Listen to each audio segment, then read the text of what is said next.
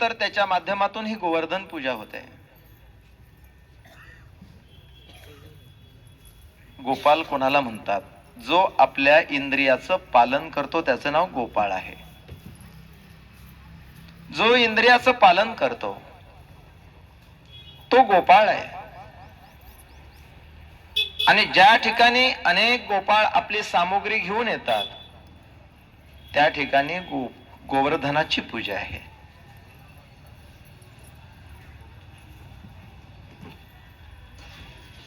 अनेक सामुग्री, त्याच्यामध्ये त्या गोमातेला दिलेला तो नैवेद्य, तो दिलेला त्याची कामना इच्छा पुरते. जो गोपाळ असेल तो आपल्या इंद्रियाची पूर्तता करतो, परंतु इंद्रियाची शक्ती कमी होत नाही. जो गोपाळ नाही तो इंद्रियाची तृप्ती करण्यासाठी निघतो, परंतु त्या इंद्रियाची तृप्ती तर होतच नाही, परंतु जीवनामध्ये त्या इंद्रियाची शक्तीही कमी होते.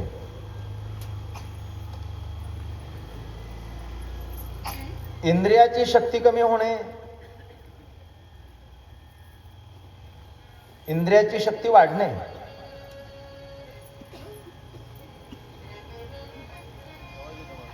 जो गोपाळ असेल त्या गोपाळाच्या माध्यमातून जर इंद्रियाची तृप्ती केली तर त्या इंद्रियाची शक्ती वाढत असते. परंतु तो गोपाळ जर नसेल तर समजून घ्यावं त्या इंद्रियाची शक्ती कमी होत असते. पूर्वीची आजही काही माणसं बघितली ना,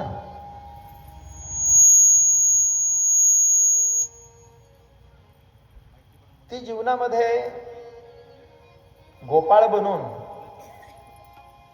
आपल्या इंद्रियांची शक्ती वाढवत असतात. असे अनेक जीव आहेत. इंद्रिय भोग भोगून इंद्रियाची शक्ती वाढत नाही, त्या इंद्रियांनी मागितलेल्या प्रमाणे. परंतु ज्याच्या जीवनामध्ये गोवर्धन पूजा झाली त्याच्या इंद्रियाची शक्ती वाढत असते. मग ते ज्ञानेंद्रिय घ्या, ते कर्मेंद्रिय घ्या.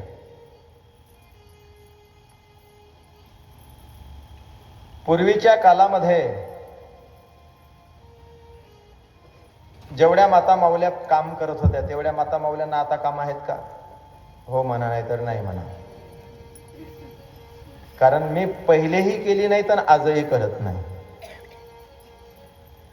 पहिले किती कामं, विहिरीवरून पाणी काढून आणायचं, दळायचं, झाडायचं, सारवायचं, सडा टाकायचा, किती काम. आता आता ते पाटे, वरवंटे. आता तर मी म्हणतो एखाद्या मुलीला जर तो पाटा वरवंटा दिला तर तो वरवंटाच उचलणार नाही. पूर्वीच्या महिलांच्या हातामध्ये वरवंटा राहायच्या, परंतु हातातल्या बांगड्या कधी फुटल्या नाही. आता महिलांच्या हातामध्ये तसं काहीच वस्तू येत नाही, पण हातात बांगड्याच नाही. सौभाग्यवतीचा चुडा असतो, तो घातला पाहिजे, पण तिला असं वाटतच नाही ना आपण सौभाग्यवती आहो म्हणून. सौभाग्यवती असेल तर तिला तो चुडा घालावासा वाटेल. आता बाया तर कडेच घालून राहिल्या हातानं माणसांसारखे.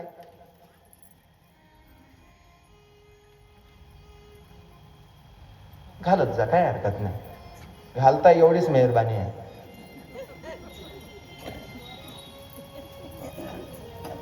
परंतु ज्या माऊलीला असं वाटतंय माझं सौभाग्य वाढावं, माझं सौभाग्याचं लक्षण आहे चुडा, तो घालावा. सौभाग्यवतीचे काही लक्षण असतात. सौभाग्यवती स्त्रीनं केस कापू नये. काही कोणाचं ब्युटी पार्लर नाही ना याच्यात.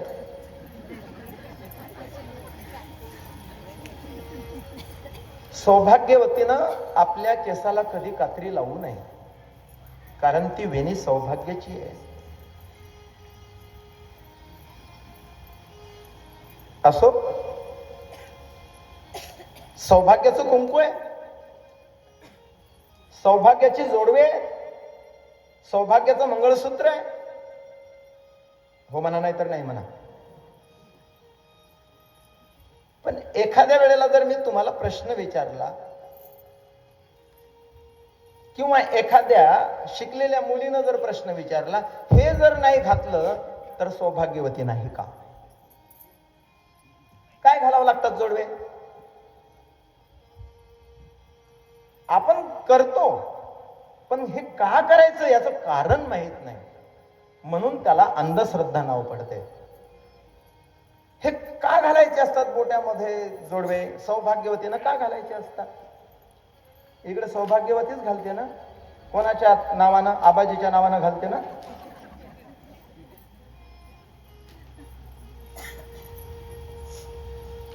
काय याचं रिझन असेल? आपण कधी याचा विचारच करत नाही.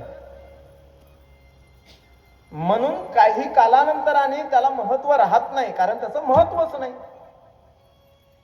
म्हणून आम्ही जे करतोय त्याचं आम्हाला महत्व कळणं गरजेचं आहे. त्याचं नाव आहे गोवर्धन पूजा.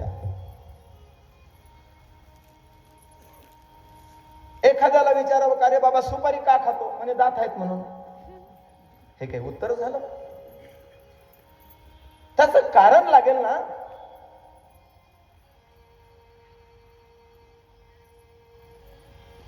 उगाच काहीतरी करायचं, कोणीतरी करते म्हणून आपण काहीतरी करायचं, याचं कारण नाही.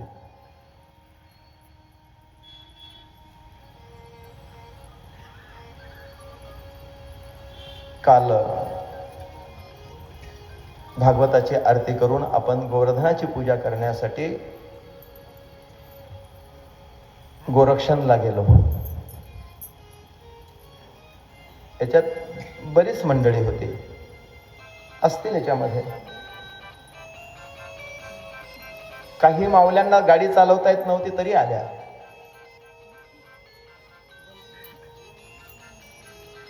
काही रिक्षा करून आले, काही मोठ्या गाड्या घेऊन आले. सगळ्यांना एक वेळ पुन्हा धन्यवाद. तुमच्या अंतकरणातली गोमातेची भावना मला कळाली.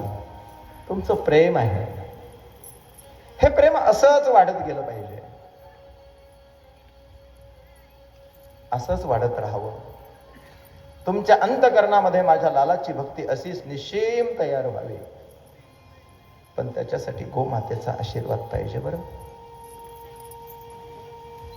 गोमातेचा आशीर्वाद पाहिजे.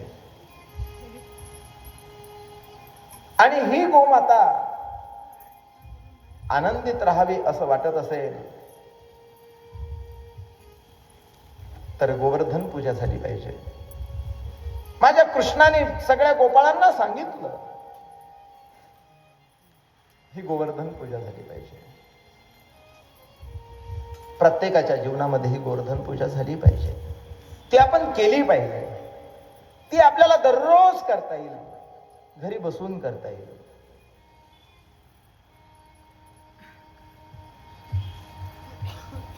त्याच्यासाठी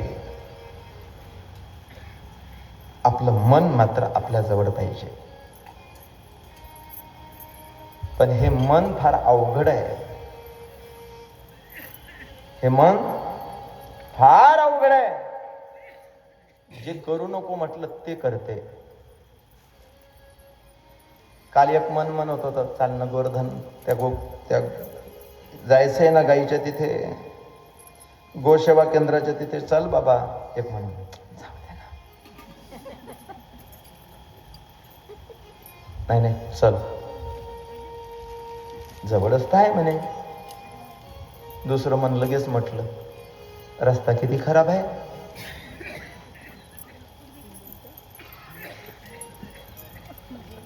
पुन्हा दुसरं मन म्हणते, असू दे, रस्ता खराब असन तर असन. पहिले काय रस्ते चांगलेच होते का? पहिले बैलगाड्यानंच जात होतो आपण. आता देवानं आपल्याला गाडी दिली, चालवता येते. दुसरं मन म्हणे जाऊ दे, पेट्रोलच गाडीत कमी आहे. मन संकल्प विकल्प करते आणि हे संकल्प विकल्पाचं जे मुंगूस आहे तो भगवान परमात्मा जो गोवर्धन पूजा करत नाही ना त्याच्यामध्ये सोडते, त्याची मग फजिती होते. मुंगूस घेऊनी करी ते सोडे दोघा माझारी, मग आम्ही भूत भूत म्हणून भ्यालो, नागवेची पळोनी गेलो. भूत भूत भूत फजिती होते या जीवाची या प्रपंचामध्ये. जीवाला एखाद्या वेळेला फजिती जरी आवडत नसेल तरी ती फजिती कशामुळे होते ते कळत नाही.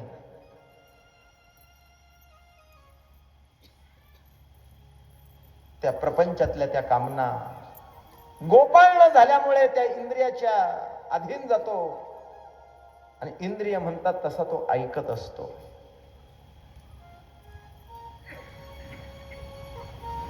इंद्रिय वेगवेगळं सांगतात. एक एक इंद्रिय, ही गाय जी आहे ना हे वेगवेगळे एका इकडे घेऊन जाते. डोळे म्हणतात नाही नाही तसं रूप पाहिजे, कान म्हणतात तसे शब्द चांगले ऐकायला पाहिजे, जीभ म्हणते चांगलं चांगलं खायला पाहिजे. एक एक इंद्रिय वेगवेगळी चढ आपल्याला ओढते आणि या मनाची तरा तर फारच वेगळी.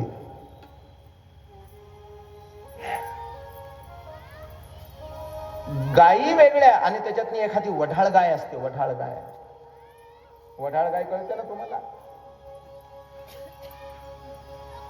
कितीही सुद्धा काही केलं तरी ती वढाळच आहे. तसं हे मन या इंद्रियाच्या द्वारे एक एक इच्छा करून एका एका गायीच्या पाठीमागे धावते हे मन. कधी इकडे तर कधी तिकडे. जे जे खाऊ नाही ते ते खाय, जे जे पाहू नाही ते ते पाय. वासना वढाळ गाय गड्यानो, वासना वढाळ गाय, वासना वढाळ गाय गड्यानो, वासना वढाळ गाय. हे वासना वढाळ गाय गड्यानो, वासना वढाळ गाय, वासना वढाळ गाय गड्यानो, वासना वढाळ गाय. जे जे खाऊ नाही ते ते खाय, जे जे खाऊ नाही ते ते खाय, जे जे खाऊ नाही ते ते खाय, जे जे खाऊ नाही ते ते खाय. वासना वढाळ गाय गड्यानो, वासना वढाळ गाय, वासना वढाळ गाय गड्यानो, वासना वढाळ गाय, वासना वढाळ गाय गड्यानो, वासना वढाळ गाय, वासना वढाळ गाय गड्यानो, वासना वढाळ गाय. ही वासना रूपी ही गाय आहे, ही घेऊन जाते आपल्याला. कुठेही वासना जाते माणसाची, कशावरही जाते. पण हे इंद्रिय जे असतात, हे गायी जे असतात ना, हे तशा कुठं जात नाही, त्या मनाला घेऊन जातात. मन गेल्याशिवाय काही चालत नाही आणि हे मन साथ करत आहे. म्हणून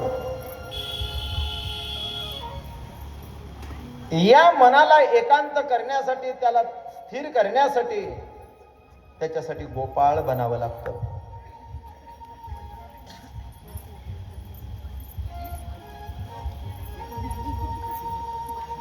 काय झालं, खुर्ची पडली का मोडली? तशा तर तुम्ही काही दिसत नाही एवढ्या वजनदार. ठीक आहे ठीक आहे ठीक आहे. त्यांनी सांगितलं, दाखवलं. जर वासना वढाळ गाय झाली तर असा जीव पडत असतो. हा, त्यांना तसं बसता येत नसेल तर पुढं घ्या, करा जरासं ऍडजस्ट एकमेकाला, करत जाव जरासं. ही वासना मोठी वाईट आहे.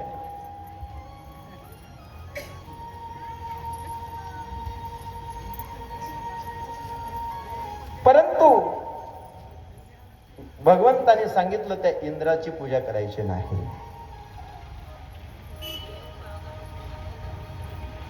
मग गोवर्धनाची पूजा करायची आहे. पण त्याच्यासाठी सोबत राधा पाहिजे. राधेला प्रार्थना करावी. ती राधा जर त्याच्यामध्ये प्राप्त झाली तर गोवर्धन पूजा व्हायला वेळ लागत नाही. सोबत राधा राणी पाहिजे. म्हणून त्या राधेला प्रार्थना करावी, हे महाराणी, हे राधा, माझं मन माझ्या ताब्यात नाही, हे फार चंचल आहे, हा फार विक्षेप करते. जितना उसे समझाओ, जितना उसे समझाओ, उतना ही मचल जाए. राधे तेरे चरणों की श्यामा, तेरे चरणों की अगर धूल जो मिल जाए, सच कहता हूँ मेरी तकदीर बदल जाए. राधे तेरे चरणों की श्यामा, तेरे चरणों के अगर धूल जो मिल जाए, राधे धूल जो मिल जाए, सच कहता हूँ मेरी, सच कहता हूँ मेरी तकदीर बदल जाए. राधे तेरे चरणों की श्यामा, तेरे चरणों की श्री राधे.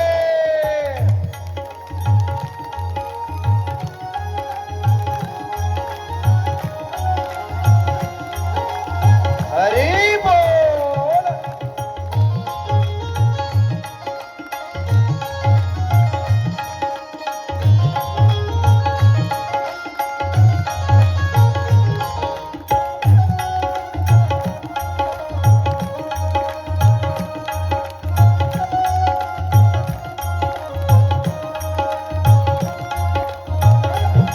श्री राधे.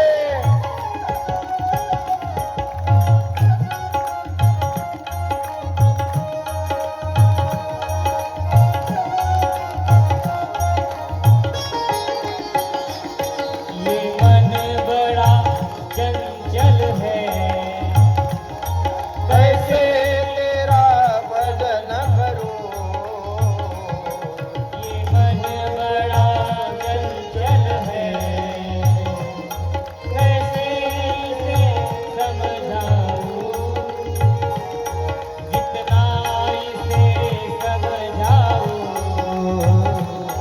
उतना ही मचल जाए. जितना इसे समझाऊं, जितना इसे समझाऊं, हरी बोल. उतना ही मचल जाए.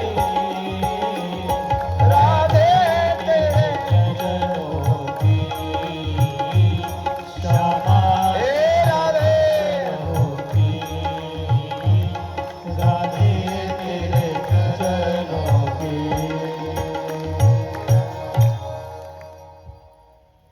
तकदीर बदल जाए, सच कहता हूँ मेरी तकदीर बदल जाए. राधे तेरे चरणों की श्याम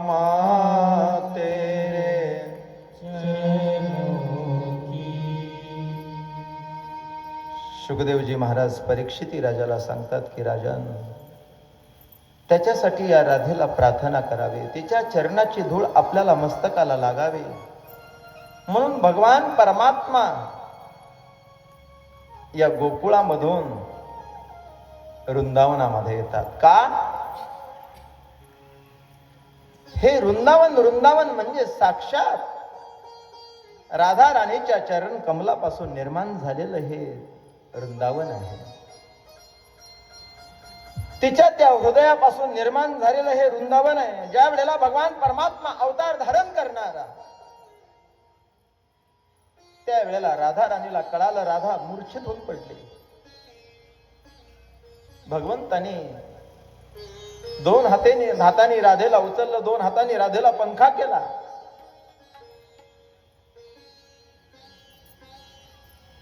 राधेने डोळे उघडले.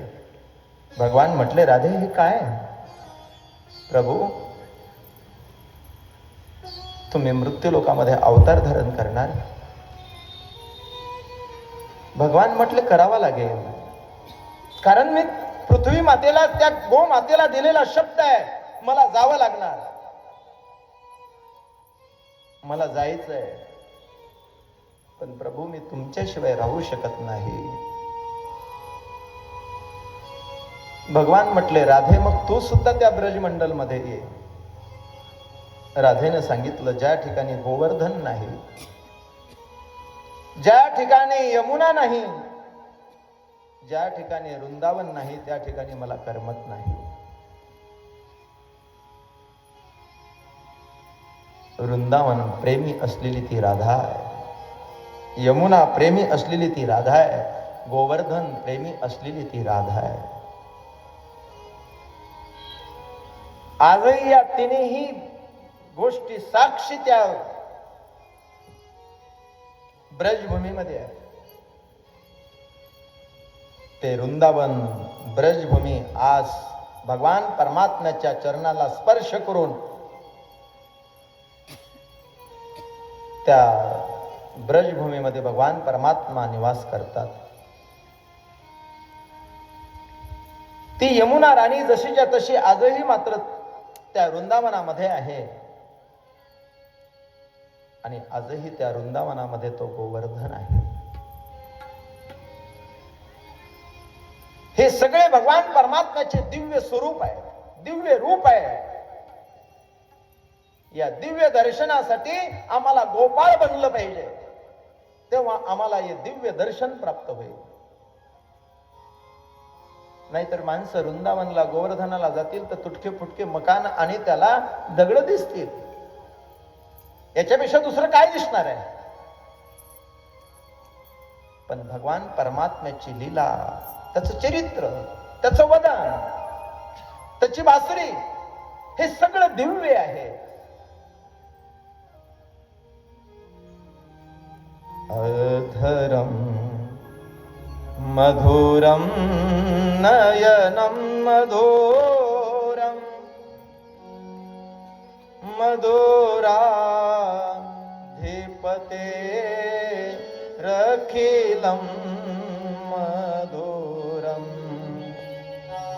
अधरम मधुरम वदनम मधुरम नयनं मधुरं हसितं मधुरम हृदयं मधुरं रखिलं मधुरम मधुराधिपते रखिलं मधुरम चलितं मधुरम भ्रमितं मधुरम हसितं मधुरम हरितं मधुरम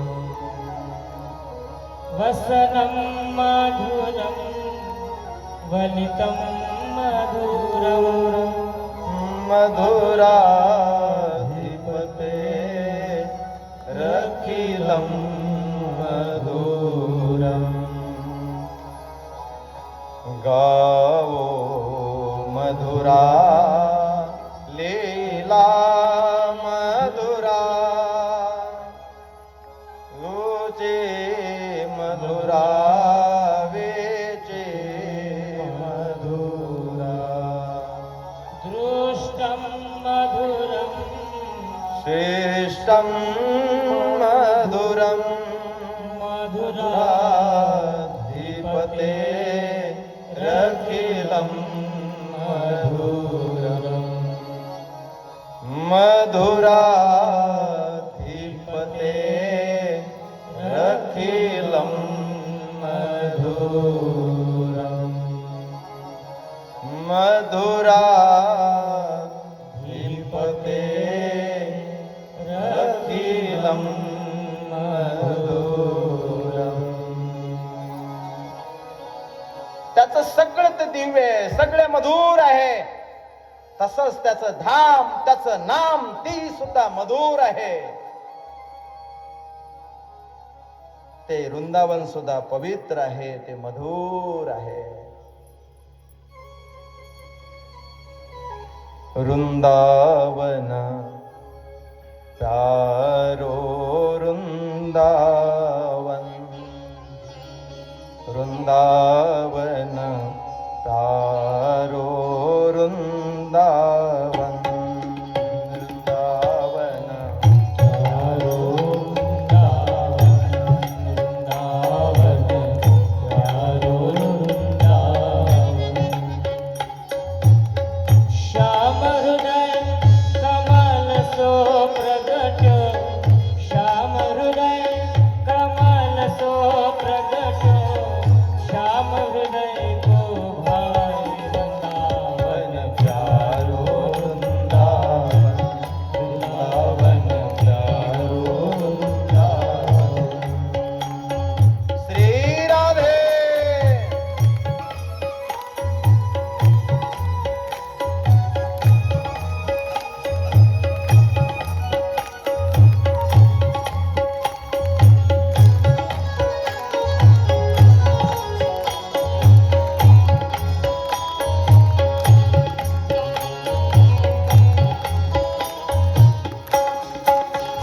हरी बोल. सुख सागर रूप उजागर रहे वृंदावन धाम. ओ रहे वृंदावन धाम, रहे वृंदावन धाम.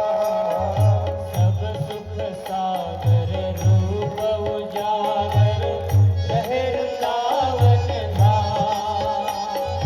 रूप गोस्वामी प्रगट कियो जहाँ, रूप गोस्वामी प्रगट कियो जहाँ, गोविंद रूप निधान. वृंदावन प्यारो वृंदावन, वृंदावन मेरो वृंदावन. श्याम हृदय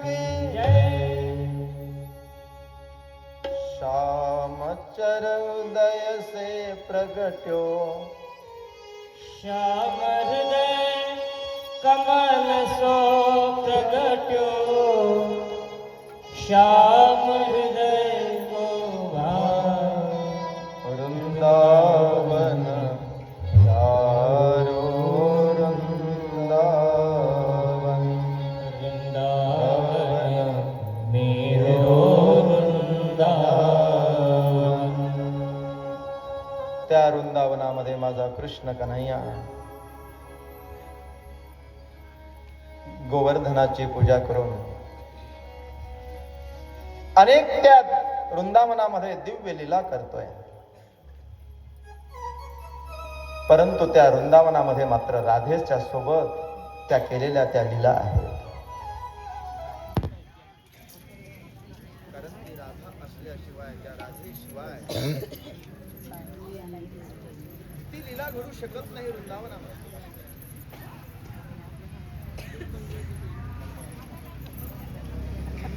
कारण तिच्या हृदय कमलापासून निर्माण झालेलं ते वृंदावन. सुखदेवजी महाराज परीक्षिती राजाला सांगतात की राजा, वृंदावनामध्ये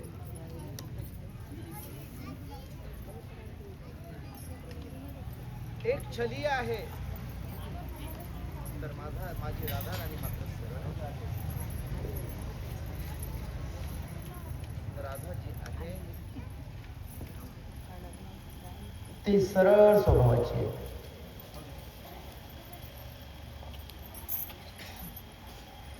आणि हा जो आहे मात्र हा छली आहे.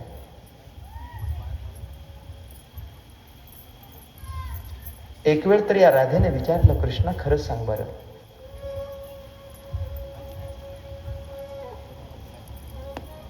मी राधा गोरी तू कृष्ण काळा. काना, मी राधा गोरी आहे, नंद बाबा गोरे आहेत, यशोदा मैया गोरी आहे, तू काळा कसा काय झाला रे?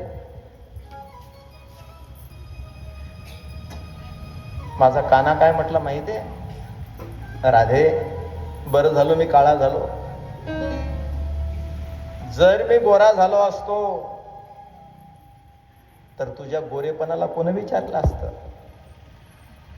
तुला लोकांनी विचारावं म्हणून मी म्हणे काळा झालो.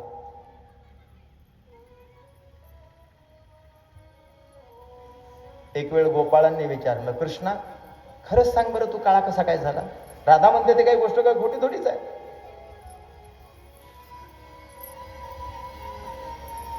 भगवंताने सांगितलं, गोपाळांनो मी का काळा झालो तुम्हाला माहित आहे? कसा? तुमच्यामुळे झालो. हा, आमच्यामुळे? अरे आम्ही तो गोरे आहो. खेळता खेळता तुम्ही चेंडू कदंब वृक्षावरती घातला. तुम्ही माझा चेंडू मागितला, माझा चेंडू पाहिजे, माझा चेंडू पाहिजे म्हणून मी त्या चेंडूच्या साठी यमुनेच्या डोहामध्ये मी उडी टाकली. आणि त्या ठिकाणी कोण होतं माहिती आहे ना तुम्हाला? कालिया नाग होता. कालिया नाग, त्याचा रंग काळा होता. त्याने माझ्या अंगाला वेढा मारला म्हणून म्हणे मी काळा झालो. तुमच्यामुळे तर झालो. यशोदा मैयाला विचारलं, खाना तू काळा असून एवढा सुंदर आहेस, गोरा असता तर किती सुंदर राहिला असता, तू काळा कसा काय झाला? मैया तुझ्यामुळे. माझ्यामुळे कसं काय? मैया मी ज्या वेळेला जन्माला आलो ना त्यावेळेला तू काय खाल्लं होतं काय माहित, कशी काय तू माया अशी कशी काय सांगा. मी जन्माला आलो पण मला घेण्यासाठी तू हजरच राहिली नाहीस. ती काळी रात्र होती, त्या काळ्या रात्रीनं मला घेतलं म्हणून म्हणे मी काळा झालो.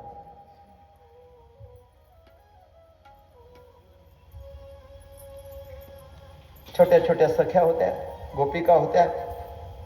त्या गोपींनी विचारलं, कृष्णा खरंच सांग बरं, तू काळा कसा काय झाला? कृष्णानं सांगितलं, तुमच्यामुळे. हा, आमच्यामुळे? आमच्यामुळे कसं काय? हे सखींनो, तुम्ही फार विचित्र आहात, मला तुम्ही काळं केलं. कसं काय? कसं काय? तुम्ही मला बघण्यासाठी मोठ्या थटून नटून येता. ठीक आहे, तिथपर्यंत केलं तर, पण डोळ्यात मी काजळ का घालाव? 80 वर्षाची म्हातारी आणि डोळ्यात मी काजळ घालून आली. पण आली जी आली, आता चुपचाप राहू ना. त्या डोळ्यात मी मला बसवलं. मग ज्या डोळ्याला काजळ लावलं त्या डोळ्यात मी मला ठेवलं. मी काय गोरा राहील का?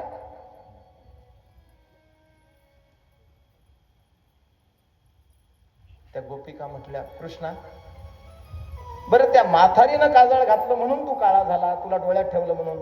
पण आम्ही विचारतोय, तू काळा कसा झाला? तुमच्यामुळे. हा, जो विचारतो त्याच्यामुळे. आमचं कसं काय?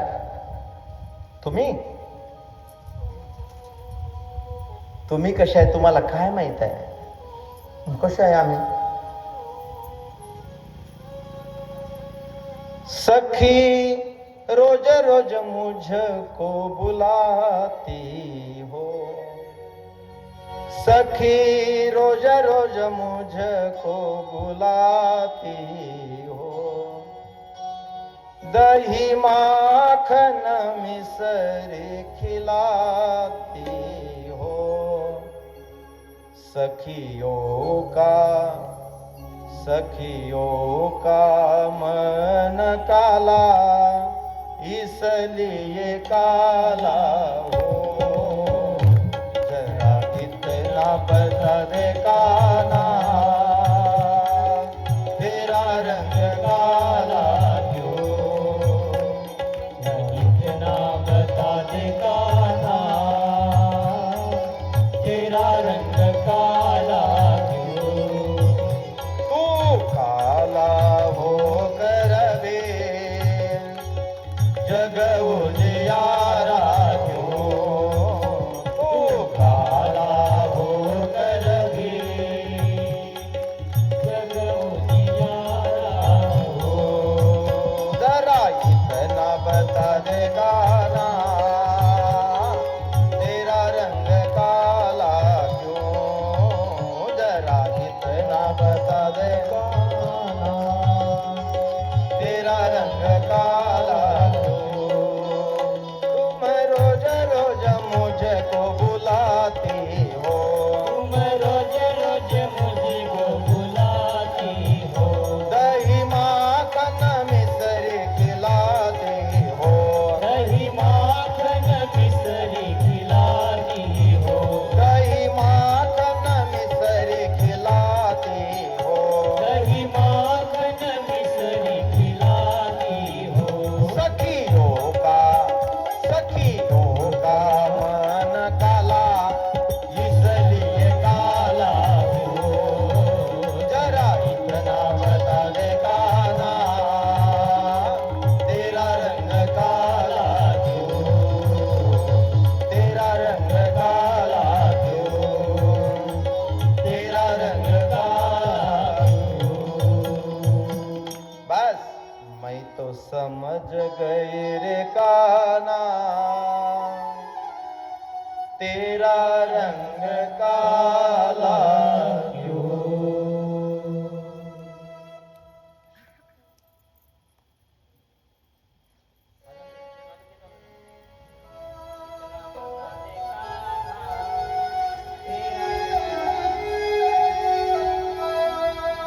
मला असं वाटलं लाईटच गेली का.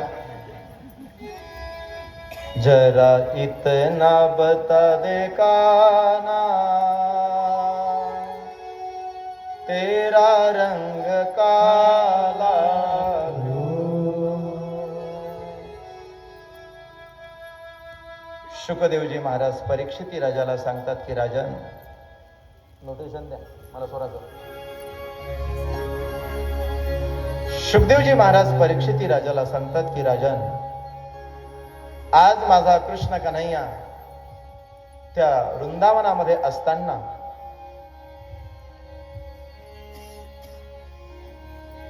राधा राणीला भेटण्यासाठी म्हणून अनेक उपाय करतो. त्याच्यामध्ये त्याला आपलं स्वतःचं स्वरूप बदलावा लागलं तरी तो बदलतो. आणि त्याच्यातलं फक्त एकच मात्र त्याने निमित्त धारण केलं की काहीतरी झालं तरी चालेल पण राधेला भेटलो पाहिजे. पण राधा तर राजवैभवामध्ये राजवाड्यामध्ये राहते. त्या राधेला कसं भेटता येईल? कोण राधेपर्यंत पोहोचू देईल? म्हणून त्याने एक वेश धारण केला. हो, निहारी का भेष बनाया, छलिया का भेष बनाया, लेकिन राधा रानी तो सरल है, उनको क्या पता है? श्याम चूड़ी बेचने आया, बलिहारी का भेष बनाया, साउंड वाले दादा. का भेष बनाया, श्याम चूड़ी बेचने आया, श्याम चूड़ी बेचने आया,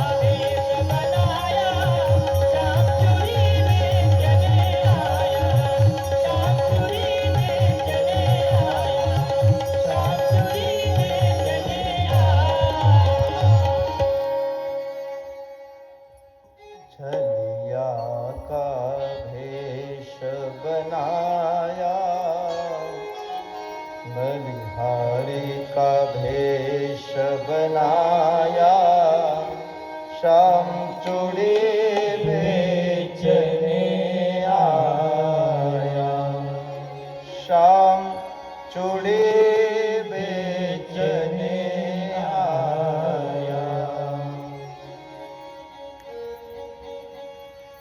मला लाल लागत नाही, मला पिवळी आवडत नाही, मला हिरवीही आवडत नाही. मग चूड़ी लाल नहीं पहनू, चूड़ी हरी नहीं पहनू. मुझे श्याम रंग है भाया, मुझे श्याम रंग है भाया, श्याम चूड़ी बेचने आया, श्याम चूड़ी बेचने आया.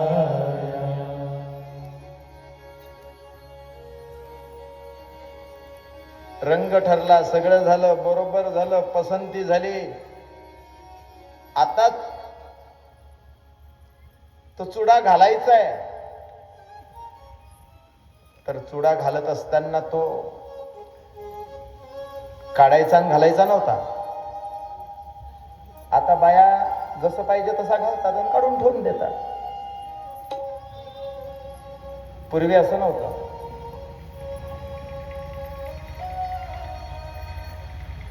घालणारा आहे तो हाताचा मापाचा आहे.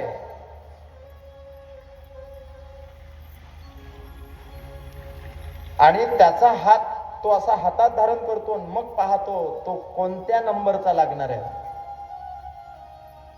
पैलवान जसा हातातनी हात घेतो ना, पैलवान हातामध्ये हात का घेतो? नाही भेटले म्हणून घेत असेल. नाही नाही, हातामध्ये हात घेऊन त्याचा कस पाहतो किती आहे त्या पैलवानाचा. तसा तो चुडी भरणारा सुद्धा आपल्या हातामध्ये हात घेऊन तो कोणता चुडा बसेल तो पाहतो. स्पर्श,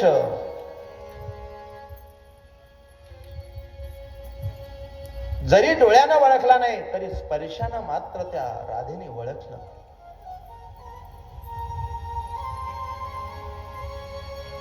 आणि मग तिने त्या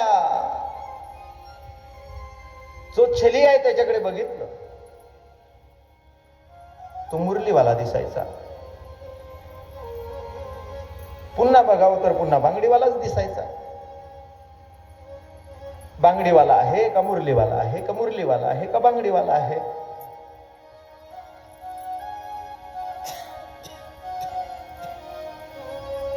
श्याम रंग हे भाया, तिच्या अंतकरणामध्ये तो श्याम वर्ण असा तो बसलेला रंग होता. तो तिला आवडला. शुकदेवजी महाराज परीक्षिती राजाला सांगतात की राजन, वेगवेगळं माध्यम करून हा त्या राधा राणीला भेटण्याचा प्रयत्न करत होता. पण मोठ्याची मुलगी आहे, एकटी तिसरी राहत नाही. म्हणून तिला जर कुठे जरी वनातनी जायचं असेल, कुठे जायचं असेल तरी तिच्या सोबत 8 सख्या राहायच्या. आज तिला यमुनेच्या पलीकडच्या तीरावरती जायचं काम पडलं. हा नावाडी बनला, नावाडी. हा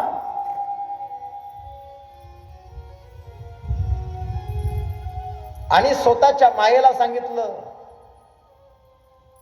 की ज्या येणाऱ्या आहेत 9 जणी, त्यांना फक्त माझीच नाव दिसली पाहिजे, एकाची नाव दिसता कामा नाही. भगवंताची ती माया आहे, ती काय करू शकणार नाही. अष्टसख्या घेऊन ती राधा राणी यमुनेच्या तीरावरती आली.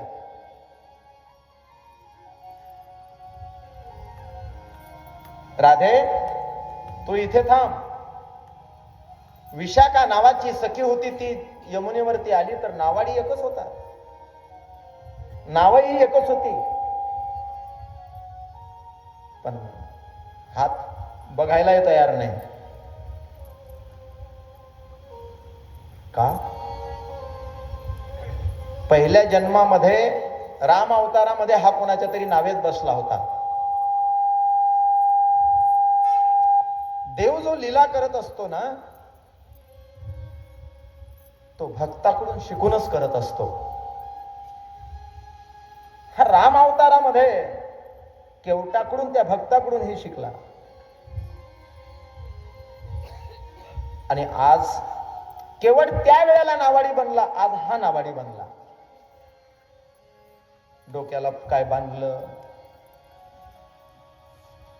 त्याच्या मस्तीमध्ये मग तो गाणं काय म्हणत होता. ती विशाखा सखी आली, इकडे तिकडे बघितलं, तर नाव एकच आहे.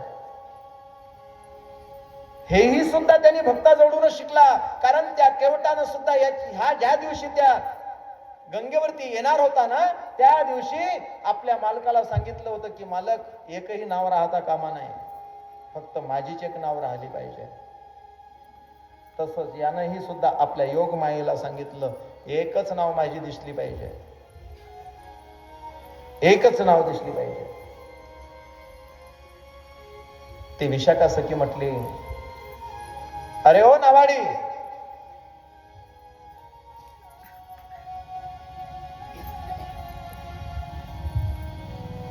आम्हाला पलीकडच्या तीरावरती जायचं आहे, आम्ही 9 जणी आहोत. यानं सांगितलं, माझी नाव तर छोटी आहे, एवढे प्रवासी माझ्या नावेत बसत नाही, फक्त एकच प्रवासी बसतो. विशाखा सखी म्हटली, हा तर अजबच आहे हा नावाडी. त्यानं सांगितलं, अरे बोलतो कोणासोबत, जायचंय कोणाला माहित आहे तुला?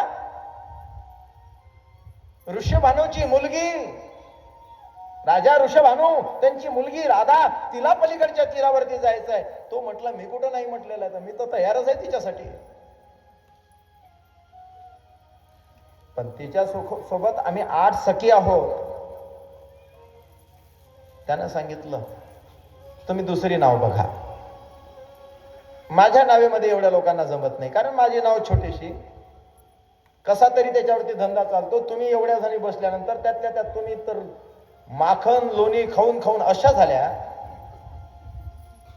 आणि माझ्या नावेमध्ये, एवढ्याशा नावेमध्ये बसल्यानंतर माझी नाव बुडेल.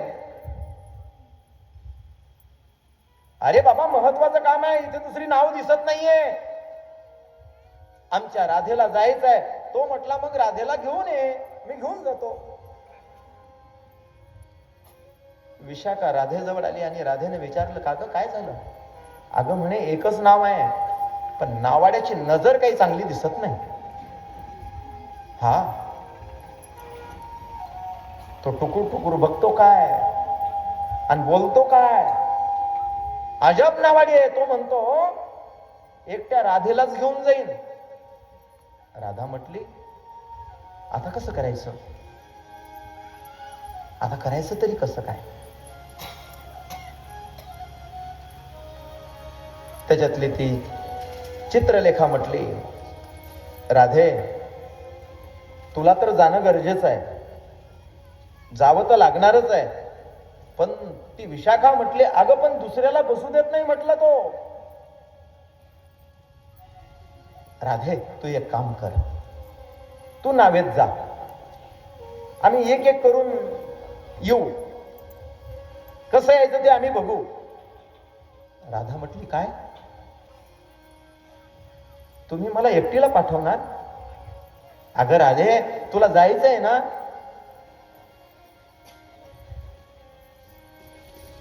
तुला बसावं लागेल. विशाखा म्हटली, राधे तू काळजी करू नको, त्याची नाव तीरावरती आहे, तू नावेत बस. तो आम्हालाच प्रार्थना करेल, माझी नाव ढकलून द्या म्हणून. आम्ही नाव ढकलू आणि पाण्यात गेली की एक एक उडी मारून त्या नावेत बसू. तू चिंता नको करू, आम्ही तुला सोडत नाही.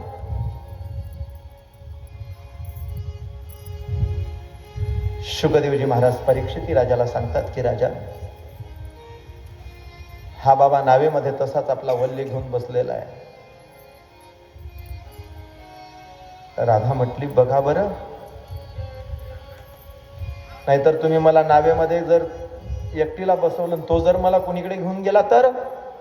अगं राधे, तसा कसा काय नेला, आम्ही आहे ना. राधा फार सरळ आहे मनाची, फार साधी आहे.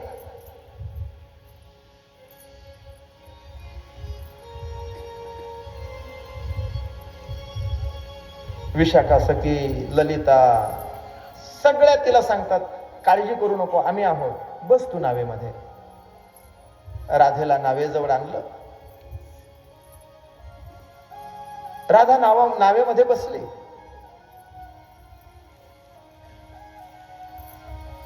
आणि हा म्हणायला लागला, आता माझी नाव तुम्ही ढकलून द्या, पाण्यामध्ये गेल्यानंतर ती आपोआप चालेल. या सखी त्या नावेला धरून आहेत. त्याची नाव पाण्यामध्ये ढकलली आणि जशी ढकलली त्यांनी असे ओल्ल्या हाणायचे. एक एक सखीने उड्या मारल्या आणि त्या नावेमध्ये बसायला लागल्या. जागा छोटीशी पण एकमेकी. त्या काही भागवतामध्ये थोड्याच बसल्या होत्या.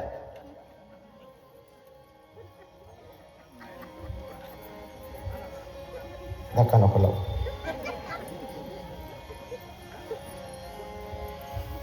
पुढच्या बाईज मध्ये पुढे बाजार अशा जागा आहे ना, पाय लांबवा लागते ना. एवढूशी नाव. राधा बसलेली एक एक उडी मारायला लागली. तिनं तिच्या मांडीवर, तिनं तिच्या मांडीवर, तिनं तिच्या मांडीवर. आणि या बाबानं मागं ओढून बघितलं. सखींनो, हे काय? त्यांनी सांगितलं, चुपचाप चाल, चल चुपचाप. हा नाव हाणायला लागला आणि नाव हाणल्यानंतर मध्ये गेला. नाव मध्ये नेली आणि मध्ये नेल्यानंतर तो म्हटला, थकलो आता. एका सखीच्या मांडीवरती डोकं ठेवलं, झोपला. त्याच्यातली ती सखी, ती गोपिका म्हटली, अरे हे नावाडी, हे काय करतोस तू? तो म्हटला, मी थकलो. थकला? हा म्हणे, मी खूप लाडकाय माझ्या मायबापाचा, मला ते काही काम करू देत नाहीत, पण आज तुम्ही मला जबरदस्ती केली. त्यातल्या त्यात एकटीला नेला असतं तर लवकर घेऊन गेला असतो. तुम्ही 9 जणी बसल्या. मी थकलो. अरे बाबा, पण आता पलीकडच्या तीरावरती नाव नेल्यानंतर विश्रांती कर तिकडे जाऊन. तो म्हटला, तसं जमत नाही. मग तुझी विश्रांती होण्यासाठी, तुझा थकवा जाण्यासाठी काय करायला पाहिजे? तो म्हटलं, काही नाही, मला माखन खायची सवय, मला माखन पाहिजे.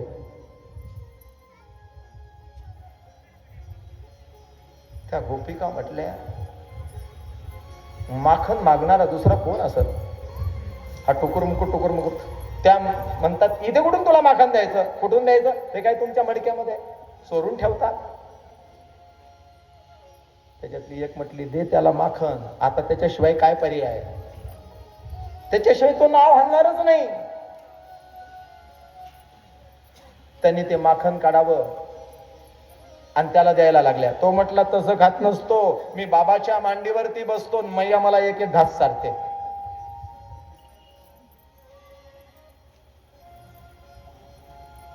विशाखा म्हटले, हा तर जास्तच चॅप्टर दिसतो, पण करता काय?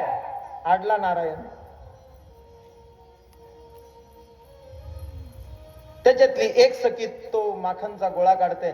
तो म्हटला, असं माखन खात नसतो, त्याच्यात मिसरी पाहिजे.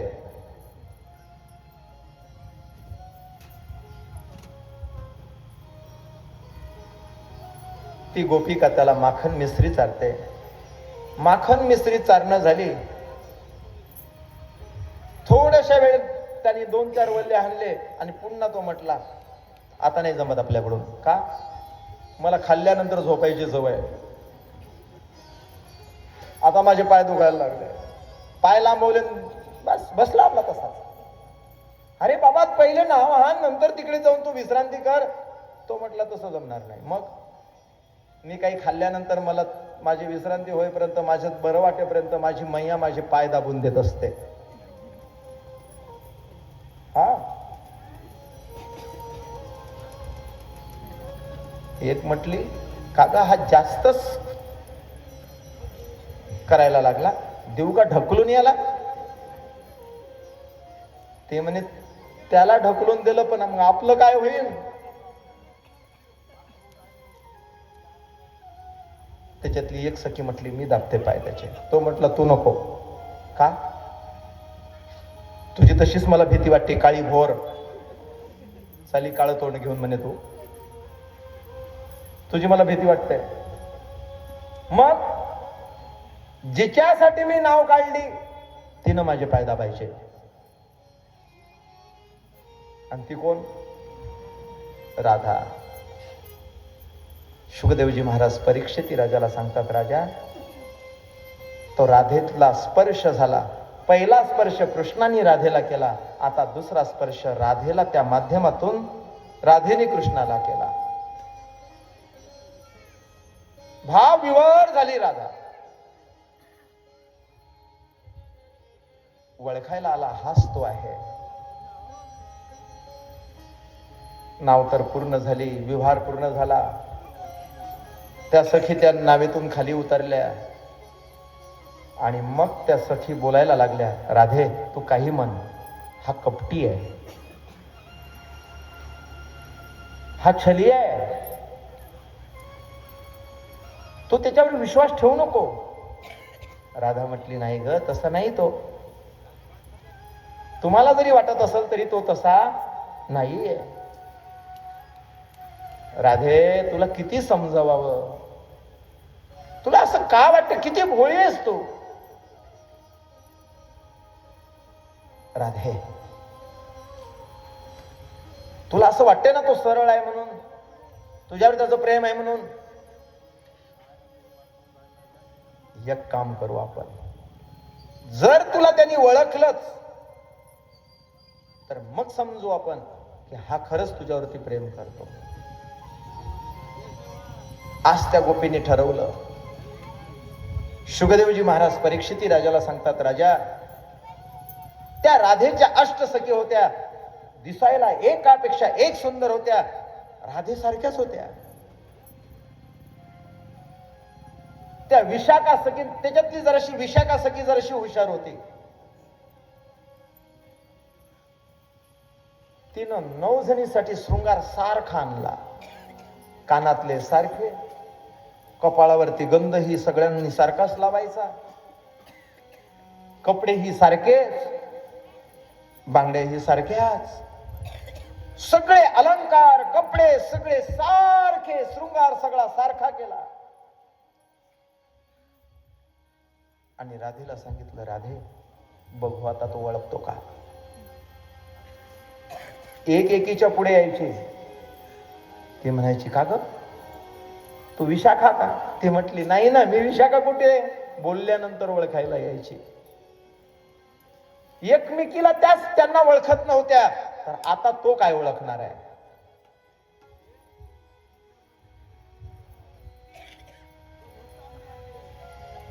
त्या अष्टसख्या आणि 9वी राधा. इतर दिवसाला वेगवेगळ्या पद्धतीचा शृंगार राहायचा. राधा राणी राजाची मुलगी म्हणून तिचा शृंगारही व्यवस्थित राहायचा. ह्या सख्या थोड्याशा गरीब घरातल्या म्हणून त्यांचा शृंगार वेगळा राहायचा, त्या ओळखायला यायच्या.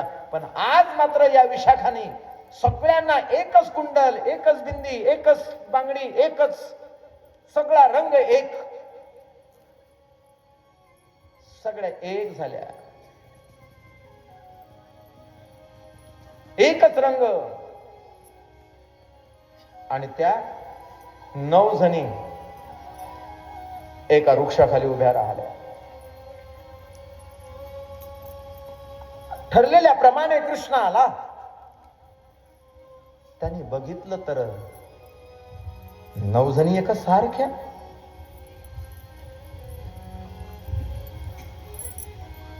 ती आली तरी ती तशीच, ती आली तरी ती तशीच, ती आली तरी ती तशीच.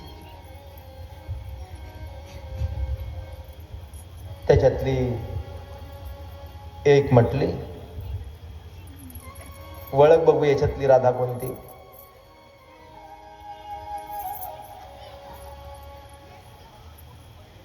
तो म्हटला, तुम्हाला काय वाटतं मी राधा ओळखणार नाही? अरे बोलू नको, ओळख कोणती आहे ते. तो कृष्ण म्हटला, सखेनो तुम्हाला काय माहित आहे, जिनं मला चोरी करायची शिकवली. बघा काय बोलायला लागला तो. जिनं मला माखन चोरी करायची शिकवली, जिनं मला माती खायची शिकवली, जिनी मला बासरी वाजवायची शिकवली. अरे एवढंच नाही तर सगळ्या खोड्या करायच्या सुद्धा मला त्या राधेनंच शिकवल्या. आणि साधी होती ना राधा, ती लगेच म्हटली, मी कुठं शिकवली. बस राधा बोलली, फसली. विशाखा म्हटली, राधे एवढा प्रयत्न केला, तू कशाला बोलली. मग तो म्हटला, मी चोरी करायची शिकवली. मी चोरी करायची शिकवली त्याला. तोच तर चोरी करतो. त्या गोपिका त्या कृष्णाच्या प्राप्तीसाठी व्रत करतात, कात्यायनी व्रत. तो आम्हाला प्राप्त व्हावा म्हणून, तो आम्हाला मिळावा म्हणून कात्यायनी महामाये महायोगिनिधीश्वरी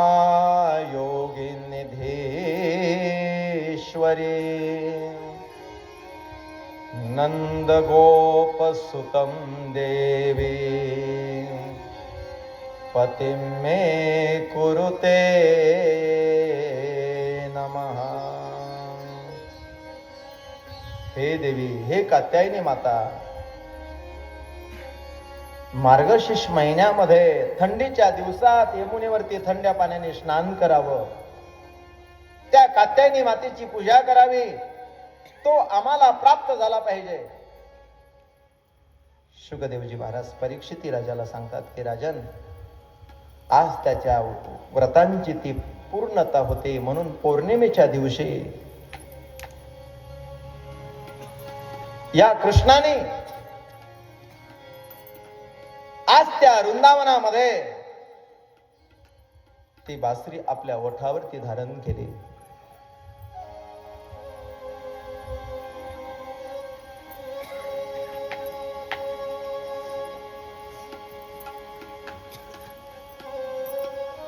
आणि ती बासरी ओठावरती धारण करून भगवान परमात्मा आज मात्र तो बासरी वाजवायला लागला.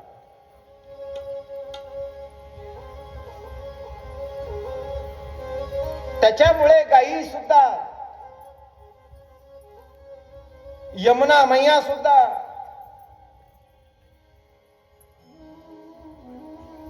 सगळे विसरले.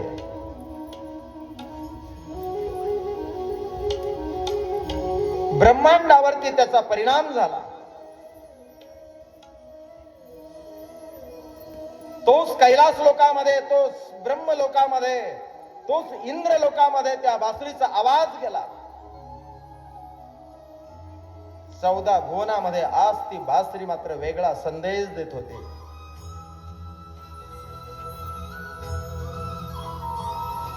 आज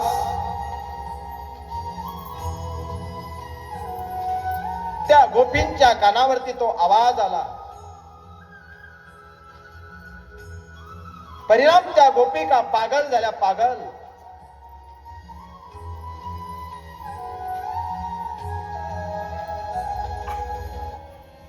नेहमीचे कर्म करणाऱ्या त्या गोपिका पण आज त्या कर्म चुकल्या, कारण त्यांच्या जीवनामध्ये आज गोवर्धन पूजा झालेली होती.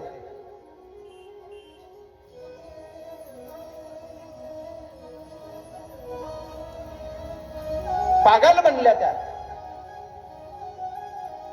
मैं तो दीवानी बने, श्याम पिया की बने रे मैं तो दीवानी बनी, श्याम पिया की बनी रे मैं तो दीवानी बनी। रे मैं तो दीवानी बनी, श्याम पिया की बनी रे मैं दीवानी बनी। दीवानी बनी रे मैं तो दीवानी बनी, दीवानी बनी रे मैं तो दीवानी बनी रे मैं तो दीवानी बनी। श्याम पिया की बनी रे मैं तो दीवानी बनी, श्याम पिया की बनी रे मैं तो दीवानी बनी। श्री राधे।